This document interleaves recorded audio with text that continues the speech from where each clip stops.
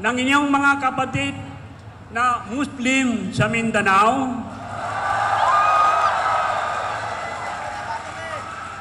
kanila pong ipinaparating ang kanilang pagdadalamhati, simpatiya at pakikisa dahil sa pang-aapi na ito na kanila rin ginagawa sa amin matagal na. Kung kaya't, mga kapatid, aking pong sinasabi sa inyo,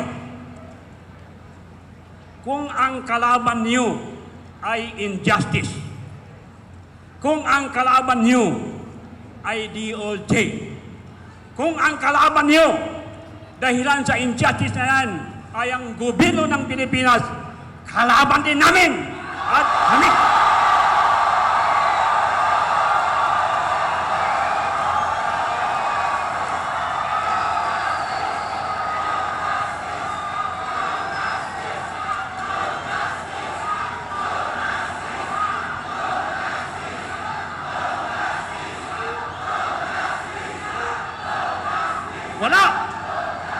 Wala. Uulitin ko. Yung pong kalaban ninyo ay kalaban namin. Maraming salamat po. Thank you. Maraming salamat po. Ed Cabalo, palakpakan natin mga kapatid.